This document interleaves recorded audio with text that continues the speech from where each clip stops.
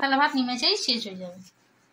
সমস্ত বাচ্চারা উচ্ছে খাবো না বলে বাহানা করে, তারাও কিন্তু এই রেসিপিটা দিয়ে খেলে নিমেষেই ভাত শেষ করে দেবে। উচ্ছে বাজারে এটি একটি অতি পরিচিত সবজি, যার মধ্যে রয়েছে পুষ্টিগুণ ভরপুর, কিন্তু এর তেতো স্বাদের জন্যই বাচ্চা থেকে বুড়োরা, বিশেষ করে বাচ্চারা এটি খেতে চায় না। তো এই উচ্ছেকেই আমি আজকে এমন ভাবে তোমাদের সামনে প্রেজেন্ট করব, সেটাতে তোমরা তেতো স্বাদ একদম ভুলে যাবে। বেসিক্যালি আজকের রেসিপিটা আমার একটা ভাজার রেসিপি। তোমরা তো উচ্ছে আলু ভাজা সবাই খেয়েছো, কিন্তু এর সঙ্গে আমি অ্যাড করব আলু আর বড়ি। এই ভিডিওতে আমি শেয়ার করব এমন একটা ট্রিক্স, যেটা ইউজ করলে তোমাদের উচ্ছেকে আর তেতো বলে মনে হবে না। বাচ্চা হোক বা বড়, আমার এই রেসিপিটা দিয়ে নিমেষেই এক থালা ভাত শেষ করে দিতে পারবে। রূপা আর রূপাস ওয়ার্ল্ডের আমার আজকের নিবেদন উচ্ছে আলু বড়ি ভাজা।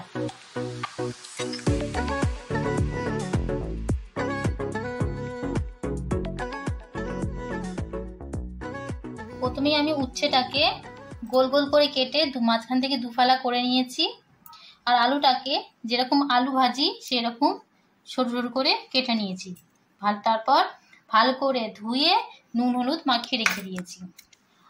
আর তোমাদের যে কথা দিয়েছিলাম যে একটা ট্রিক শেয়ার করব, সেটি এখন তোমাদের বলে দিই।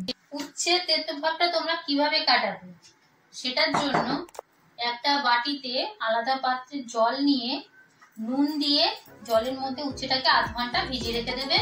এর ফলে উচ্ছে তেতো ভাবটা একদম কেটে যাবে। আর নিয়ে নিয়েছি কয়েকটা বড়ি, এটাকে আমি প্রথমে ভেজে নেব, তারপর এর সাথে মিশিয়ে দেব।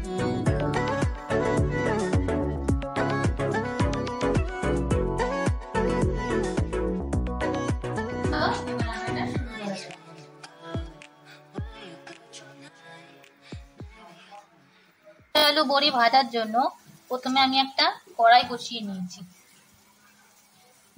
সরষের তেল দিয়ে দেবো। এর আর ভাজাটা পুরো সরষের তেলেই হবে। প্রথমে একটুখানি অল্প তেল দিয়ে দেবো। বড়িগুলোকে আমি ভেজে নেব।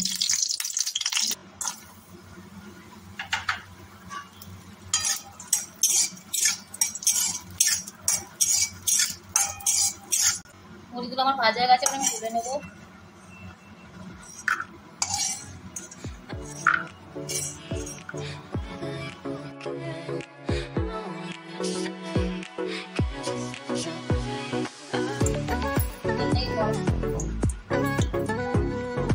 তেল আমার গরম হয়ে গেছে। এবার উচ্ছে আলুটা যে আমি নুন হলুদে মাখিয়ে রেখেছিলাম, সেটা আমি আবার কড়াইতে দিয়ে দেবো।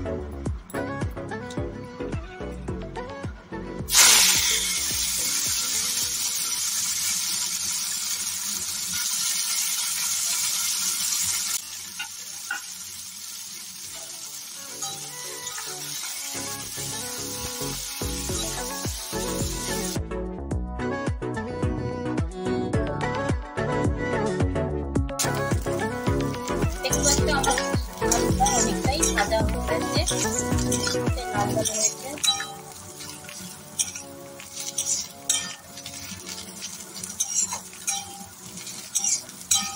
দেখতেই পাচ্ছ, এটা যদি তুমি গরম ভাতের সঙ্গে খাও, এক থালা ভাত নিমেষেই শেষ হয়ে যাবে।